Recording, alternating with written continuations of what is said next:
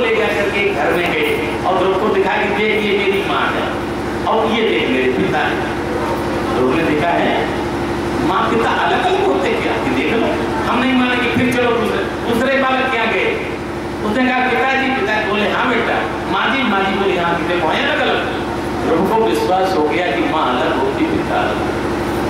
शाम को फिर ध्रुव आए, अरे माँ मेरा पिता कौन, मतलब बेटा हमें बता दिया, मैं ही तेरी माँ, मैं ही तेरी पिता की, ऐसे नहीं पिता तो माँ झूठ बोल रही है। बेटा पिता कैसे होता है, पिता देखा है पिता की दाढ़ी मूंछ होती माँ, ऐसे कहते जैसे पिता होते, उसकी इतनी बड़ी मूंछ है कि सबके, माँ अलग थी पिता अलग थे, हम सबको देखा है, पता मेरा पिता को मैं भोजन नहीं करता। बालक जिद करके ये कहते कि हम भोजन नहीं करेंगे तो चाहे वो सब कुछ ले ले माँ का, मुझे यही एक बहुत बढ़िया, हर चीज में हाँ हो जाएगी। यहाँ बेटा तू भोजन कर ले, चल अच्छा कर लो, तुझे पिक्चर बढ़िया वाली दिखवा देंगे, सब में हाँ करो। वही आज रोकने का माँ भोजन नहीं करेंगे। माँ ने कहा चलो बेटा हम बताए दे रहे हैं, तुम्हारे पिता जो राजा है ना वो तानपाल, वही बेटा तुम्हारे पिता है। बड़ा खुश हो गया।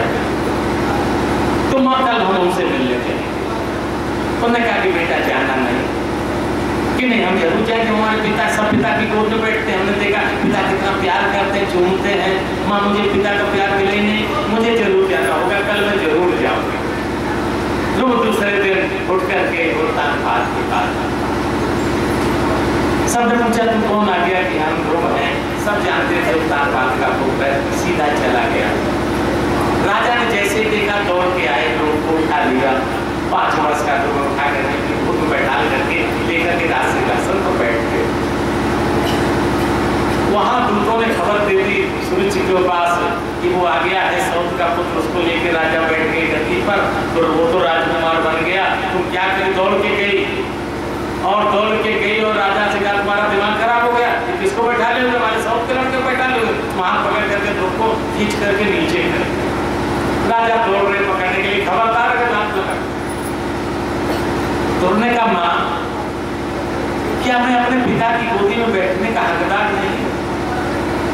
माँ बोली इस जीवन में नहीं हो बेटा, तुम क्या बैठना चाहते हो? अरे हाँ माँ, पिता की गोद बैठना चाहते हैं कि पहले तुम मर जा और मरने के बाद फिर मेरी गोद से जन्म ले, तब तुम पिताजी की गोद। और यदि तू ये चाहता है कि इसी जन्म में हमें पिता की गोद मिल जाए तो या तू तपस्या कर जा, वरदान मांग, ईश्वर से पिता की गोद मिल जाएगी।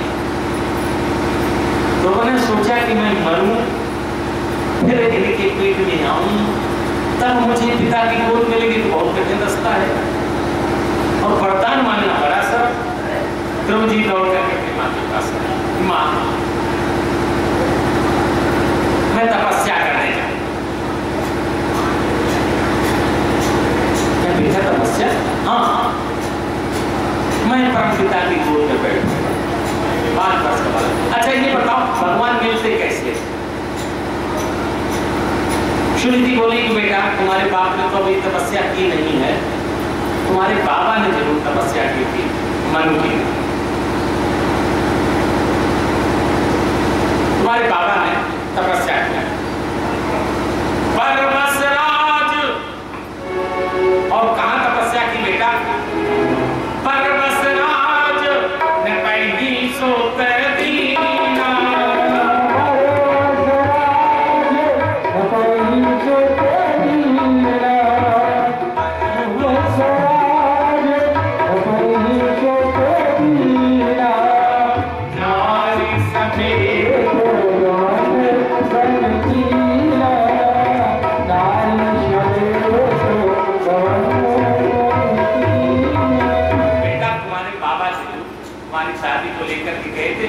इतना हमें पता है उन्होंने जंगल में कोई तपस्या की। लोगों ने कहा कि तुम मैं भी बनने जाओ। माने का बेटा जंगल में वन में बहुत से चीता भालू आते हैं, खा जाए, माँ कुछ भी हो मुझे बनने का। जिद पकड़ ली, माँ ने आशीर्वाद दे दिया, तो चलने लगे। राजा को पता राजा ने दौड़ करके भिजवाया और कहा कि तुझसे कह दो कि अब 1.25 शेर जो आधा शेर मिलता था ना, जो 1.25 शेर देने लगे कि लौटाओ बेटा। लोगों ने सोचा कि अभी तुम 4 कदम चले हैं और आधा शेर का 1.25 शेर हो गया है, बड़ा आनंद। उन्होंने कहा नहीं लौटे और आगे चले और आगे चले। राजा ने खबर भेजी कि बेटा से तो वापस आ जाओ, जितना धन संपत्ति चाहोगे उतना हम सब दे देंगे, तुम वापस आ जाओ, जंगल में नहीं जाओ। तो उन्होंने कहा ये तो बहुत अच्छी बात है, अभी हम गांव निकले हैं, हमें धन संपत्ति मिलने लगी, अरे प्रभु के पास हम पहुंचे तो पता नहीं क्या मिल जाएगा। तो और आगे चले। आगे जब चले राजा ने फिर भेजा कहते उससे कह दो आधा राजपाट हम देने को तैयार है, तो उससे कह दो वापस आ। लोगों ने सोचा ये तो बहुत बहुत आनंद की बात हो गई, अभी तो हमें प्रभु मिले ही नहीं, आधा राजपाट मिल रहा है, क्या हम लेकर के करेंगे, पता नहीं क्या मिल जाए। तो आगे आगे बढ़ते हैं। नारद जी ने देखा कि ध्रुव जा रहा है तपस्या करने, लेकिन नारद जी के संत बड़े बेटा ध्रुव को नारद जी ने सिखाया, 6 महीने में ही भगवत प्राप्त हो गई। नारद जी ने जिस चीज को बताया कि जो भागवत कथा हमें आपको मिल रही है ये नारद जी की कृपा से मिल रही है। रामचरितमानस जो मिली है ना वो भी नारद जी की कृपा से मिली है। प्रहलाद वध हुआ ना नारद जी की कृपा से। नारद जी की कृपा का होती तो ये चतुर्थ हम लोगों ने सुना था ना, नारद जी ने चतुर्श्लोकी भागवत वेद व्यास को सुनाई थी, तो नारद जी की तो कृपा है। नारद जी ने तो वाल्मीकि जी को ज्ञान दिया था, जिससे रामायण मिली। सब नारद जी के बड़े बेघर था। देख लिया कि 11 नारद जी आगे सामने खड़े हो गए। उन्होंने देखा कोई महात्मा है, प्रणाम किया। बेटा क्या नाम है तुम्हारा? ये बाबा जी को कहते हैं। तो बोला आपका बाबा जी क्या नाम? मुझे बेटा नारद कहते हैं। फिर तुमने प्रणाम किया, कहाँ जा रहे बेटा? तब करने जा रहे। अरे बेटा इतने छोटे हो तुम, जंगल देख रहे हो ना, शेर चीता भी आके मुझे खा जाए, तपस्या कैसे होगी? चलो घर चलो। नहीं बताओ मुझे घर नहीं जाना। हम तो अब तक ये जानते थे कि बाबा स्वार्थी नहीं होते, परमार्थी होते। अगर जो कोई महात्मा मिल जाए तो अब तक तो हम ये समझते थे कि भगवत प्राप्त का रास्ता मुझे आसान हो गया है। और आप कैसे महात्मा हैं जो हमें संसार में ढकेल रहे हो? नारद जी मुस्कुराने लगे, कह रहे है तो बालक लेकिन है बहुत समझदार, बड़ा दस्त रख दिया बेटा। तुम्हें भगवान मिलेंगे, इसी जन्म में मिलेंगे, बहुत जल्दी मिलेंगे। हम एक मंत्र दिए दे रहे हैं, जरा उस मंत्र का आप लोग धीरे धीरे उच्चारण कर लें। आज नारद जी हमको मंत्र दे रहे हैं, ओम नमो भगवते वासुदेवाय, ओम नमो भगवते वासुदेवाय, ओम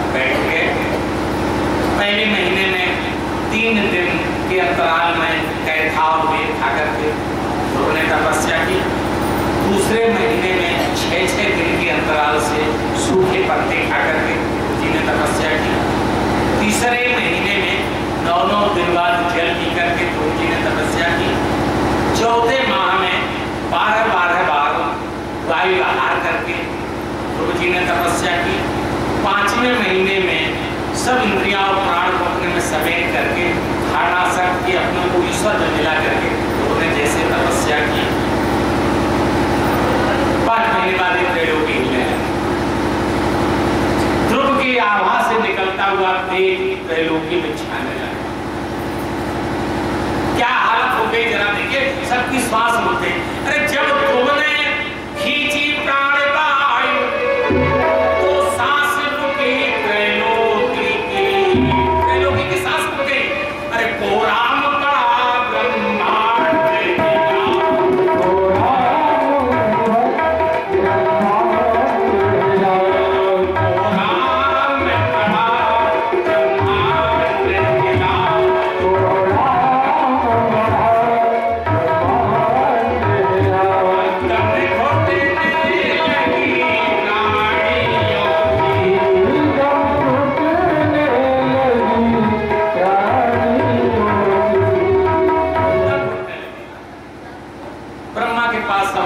क्या हो रहा कि हमारे बस का नहीं, नारायण के पास चलो। नारायण के पास गए, नारायण ने कहा कि हमारा भक्त तपस्या कर रहा है, तो जाओ जल्दी महाराज उसको दर्शन दो। भगवान कहने लगे दर्शन दो नहीं, अरे देवताओं जरा अपने शब्दों पर ध्यान दो। आज देखिए क्या शब्द भगवान बोल रहे हैं, मैं भक्त को दर्शन देने नहीं, मैं आज ध्रुव का दर्शन करने जा रहा हूँ। ये कहिए ध्रुव का दर्शन करने जाओ, दर्शन देने। भगवान वहां से चलते हैं, ध्रुव के सामने खड़े। अरे बेटा ध्रुव, बेटा ध्रुव, ध्रुव तो समाधिस्थ है, नहीं देखो। जो अंदर ध्यान था भगवान ने कहा, जो ध्रुव ध्यान कर रहे थे भगवान वो ध्यान को खींच लिया। जैसे खींचा ध्रुव छटपटाने लगे, आंख खोली, देखे क्या सामने भगवान। प्रणाम किया भगवान को, भगवान ने आशीर्वाद दिया और अपने चिपटा लिया, अपनी गोद में बैठा लिया। बेटा ऐसी तपस्या किसी, देखो 6 महीने में ध्रुव ने भगवान को पा लिया। ये बात है शक्ति। यदि आज उसका निकालें थोड़ा भाग तो केवल 6 दिन हुए। यह तो ध्रुव जैसी तपस्या केवल हम लोग 6 दिन कर देना तो भगवान मिल जाए। 6 दिन मार, लेकिन ध्रुव जैसी तपस्या करें तो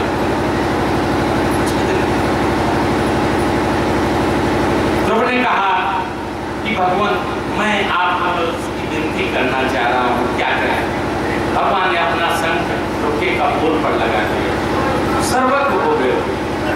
भगवान की बहुत अच्छी स्थिति थी और भगवान ने कहा कि बेटा मांगो, क्या चाहिए बोलो, वरदान मांगो। ध्रुव बोले अरे मेरी तो सारी इच्छाएं दर्शन पाते ही दूर हुई, त्यागी सकल काम नाए, त्यागी सकल काम नाए, प्रभु के आते ही दूर हुई।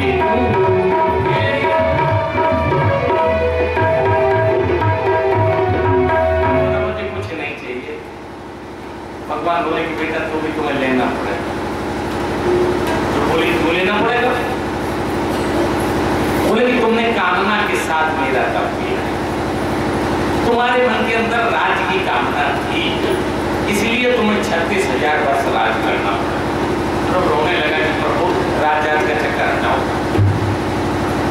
हम माया के चक्कर नहीं पड़ना चाहते, हम तो आपको पाना चाहते हैं। चिंता न करो, कोई माया तुम्हारे ऊपर नहीं असर करेगी। तुम राज करने के बाद भी हमारे धाम को आओगे, हमारे धाम को नहीं, हम एक नया धाम बनाते, उस धाम में तुम रहोगे मेरे ठीक आंखों के सामने। तो प्रसन्न हो जाते हैं और भगवान ने कहा कि जाओ कुमार अपने घर को, सिंहासन को देखो भालो, सिंहासन को देखो यामा को वृद्धावन में, यामा को वृद्धावन में, सेवा कर स्वयं संभालो, सेवा कर। और ये मत सोचना बेटा कि तुम वहां चक्कर में फंस जाओगे, ऐसा नहीं होगा। तुम्हारे लिए हम एक लोक बनाए दे रहे हैं, सभी ऋषि तुम्हारी परिक्रमा करेंगे, सब ऋषि करते हैं। और ध्रुवलोक उस गोलोक वैकुंठ के बाहर ध्रुवलोक है, परम धाम को जाते हैं वो उनका रास्ता ध्रुव लोक होकर के। और ऐसा हमने सुना है संतों के मुख से कि ध्रुव जी स्वयं उस जीव को प्रणाम करने के लिए आते हैं। आज जो उस परम धाम को जाते हैं वो ध्रुव लोक होकर के ही रास्ता है।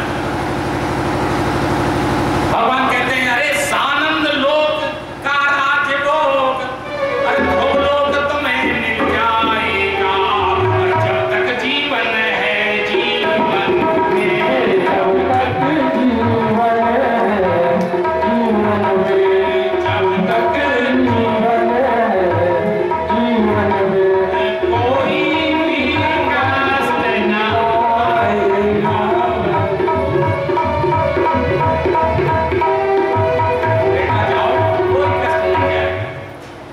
चले नारद जी ने जाकर उत्तानपाद को बताया कि ध्रुवारा भगवान को प्राप्त करते। सूरज को पता लगा, एक हाथी सजवाया गया ध्रुव को बैठाने के लिए। राजा रानी सुनीति के पास खबर गई कि तुम्हारा बेटा भगवत प्राप्त करके आ रहा है। सुनीति ने कहा हम नहीं चाहेंगे। सूरज स्वयं सुनीति के पास आज जाती है, सुनीति बहन मुझसे बहुत बड़ी गलती हो गई, चलो ध्रुव का स्वागत करने के लिए। सुनीति ने कहा हमें नहीं जाना, मार ठहरी ना, अरे बेटा की घर जो भी छूट जाएगा। सुनीति नहीं गई, सूरज चलती है, राजा चलते हैं, सब सिपाही चलते हैं, उधर से ध्रुव आ रहे हैं। उत्तानपाद में जाकर के हृदय से लगा लिया। सूरज दौड़ करके गई, उनको छिटा लिया। फिर पहले अधिकार माँ का होता है, सबसे पहले मैं ध्रुव को गले लगाऊंगी। देखिए वही ध्रुव है जिसको फेंक दिया था सूरज ने, आज सबसे पहले गले सूरज लगाया। आकर के सभी लोग सुनीति के पास आए। सुनीति के पास जैसे पहुंचे ध्रुव, और ध्रुव ने कहा कि माँ आपकी कृपा से आज हमने भगवान को पा लिया है। सुनीति बोली गलत, ध्रुव ये गलतफहमी मत रखना, हमारी कृपा से, हमारी कृपा से नहीं। अरे तुम्हारी असली माता कौन है बताए दे रही, हमको जन्म की माता है। अरे माता तेरी ही माता है जिसने इतना उपकार किया, जिसने इतना उपकार किया। अरे असली मार्ग में पहुंचा कर, असली मार्ग में पहुंचा कर, असली मार्ग में पहुंचा कर, दोनों कुल का उद्धार किया।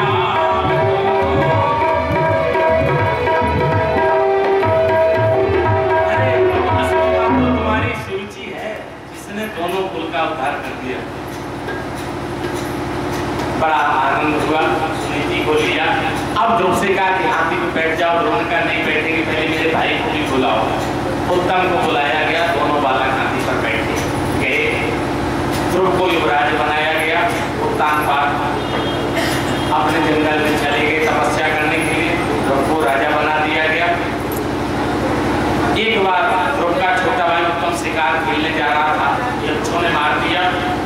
ध्रुव को क्रोध आ गया, यक्ष पर चढ़ाई कर दी, कुबेर नगरी को घेर लिया, यक्षों पर मारकाट होने लगी। मनु जी ने आकर के, ब्रह्मा जी ने आकर के समझाया कि बेटा उसका प्रारब्ध था इसलिए मारा गया, इसमें यक्षों का कोई दोष नहीं है। ध्रुव जी मान जाते हैं। मानने के बाद कुबेर जी ने ध्रुव जी को बहुत सा धन दिया। ध्रुव जी लौट आए। लौटने के बाद ध्रुव जी ने अपने पुत्र को राजा बनाया। यमुना गंगा जी के पास जाकर के तपस्या करने लगे। आज वही दिन आ गया जब ध्रुव जी को परम धाम जाना है। ऊपर से विमान आ जाता है और विमान आकर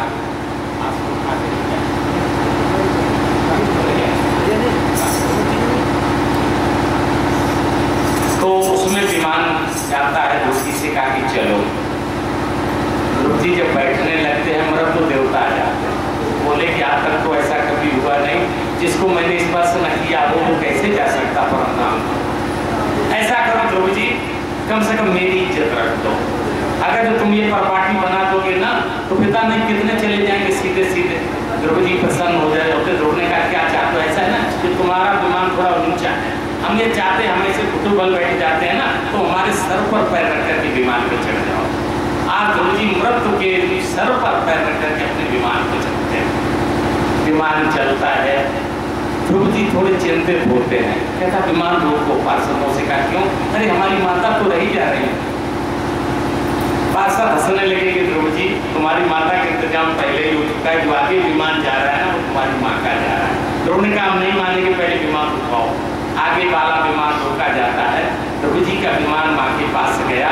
ध्रुव जी ने आज विमान से ही विमान में बैठी माता को प्रणाम किया था। लेकर के ध्रुव जी गए, समय अपना पूरा हो रहा है, बात बहुत थी,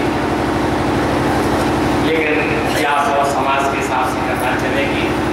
कल कथा हम जल्दी जल्दी करके, कथाएं तो बहुत कहनी कल तक, भरत चरित्र कहना है, अजामिल चरित्र कहना है, और कल हम लोगों को प्रहलाद चरित्र तक पहुंचाना होगा। नहीं पहुंचाएंगे तो कन्हैया का प्राकट परसों कैसे करेंगे? तो कल कथाएं बहुत होंगी। कृपा करके थोड़ा विलंब से आप लोग आते हैं, यदि 2 बजे जनरेटर चालू कर दिया करो यार, हम आ जाया करेंगे, क्योंकि अगर जो 4 घंटे कथा हमें नहीं मिलेगी ना, फिर आनंद, फिर और जैसी और सबकी कथा सुनती वैसी हमारी कथा सुनेगी, फिर उनमें और हमें फिर अंतर क्या रह जाएगा ना।